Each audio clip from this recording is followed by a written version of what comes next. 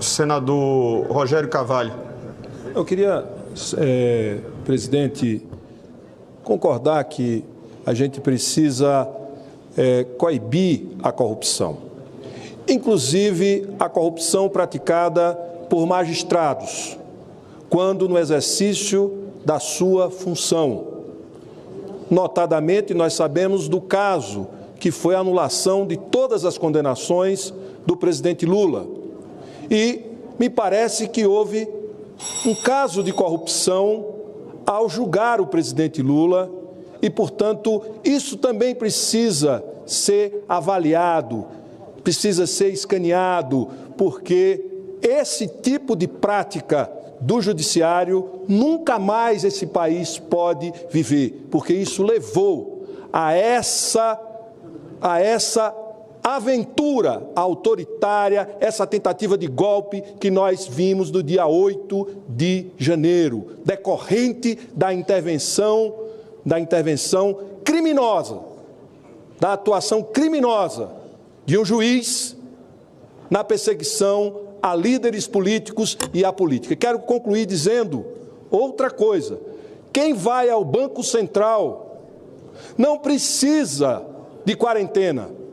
Ele ainda está empregado e participa da sabatina e só se desincompatibiliza ou se demite da função para entrar no Banco Central quando é aprovado pela Comissão de Assuntos Econômicos. Portanto, nós não podemos criminalizar a política, porque a criminalização da política, a consequência é o autoritarismo e regimes totalitários, que foi o que pretenderam fazer no Brasil no dia 8 de janeiro deste ano. Um golpe que estava sendo urdido e que tem o seu nascedouro na prática incomum e deletéria do judiciário ou de membros do judiciário contra a democracia e contra o Estado democrático de direito.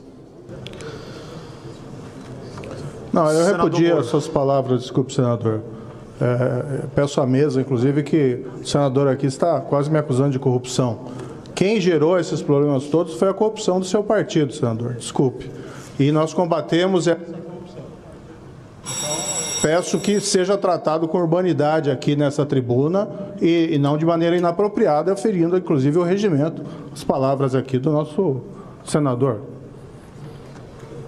Eu peço respeito quando estou na tribuna e peço que não seja acusado aqui. Eu pedi pela ordem, foi isso que eu pedi. Então, eu também não posso ficar aqui achando que Vossa Excelência pode falar de corrupção. O senhor destruiu milhares de empregos, Vossa Excelência julgou, todos os processos que Vossa Excelência julgou foram anulados e isso gerou a cassação dos direitos políticos de um presidente. O senhor virou ministro do presidente que ganhou a eleição. Isso não é corrupção. Se o senhor quiser me acusar num comitê de ética ou coisa parecida, pelo amor de Deus, acho que está inapropriado. O senhor está violando. Dessa vez aqui está violando o regimento. Senador Rogério, senador Sérgio Moro, por gentileza, só para que nós retomemos aqui a normalidade, que esse é o nosso propósito. Vossa Excelência estava discorrendo no seu pronunciamento de 10 minutos e ainda restavam 2 minutos e 32 segundos quando Vossa Excelência anuiu com o pedido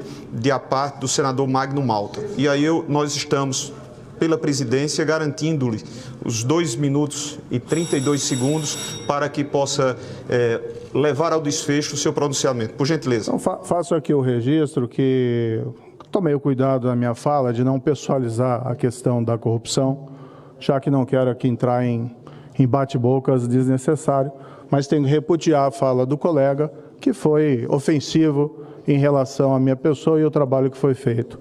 Quem gerou as oportunidades autoritárias, infelizmente, foi a corrupção dos governos anteriores, que acabaram gerando essas tentações e essa descrença na democracia.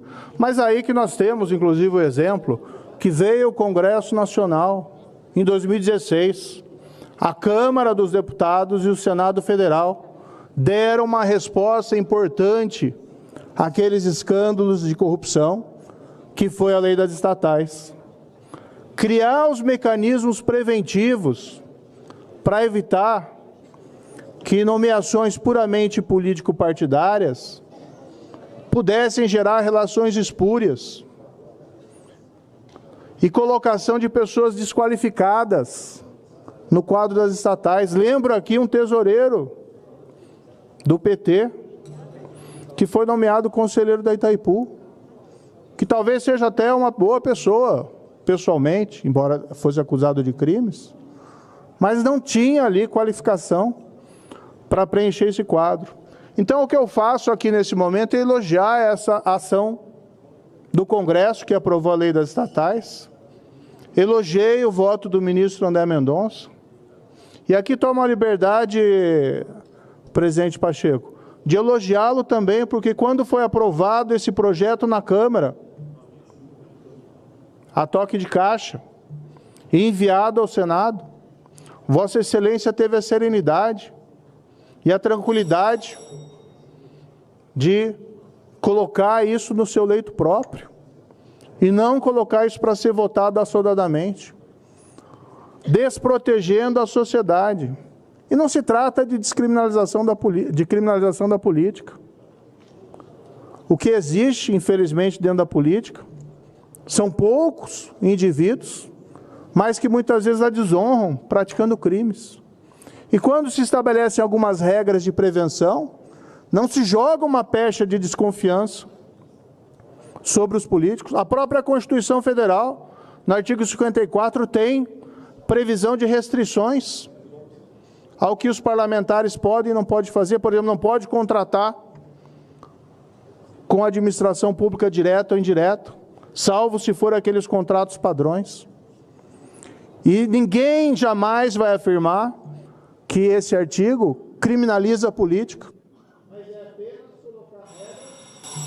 Eu já finalizo. Apenas colocar regras para prevenir situações que possam gerar relações espúrias. E é a mesma coisa o que faz a lei das estatais. Diante de lições da história,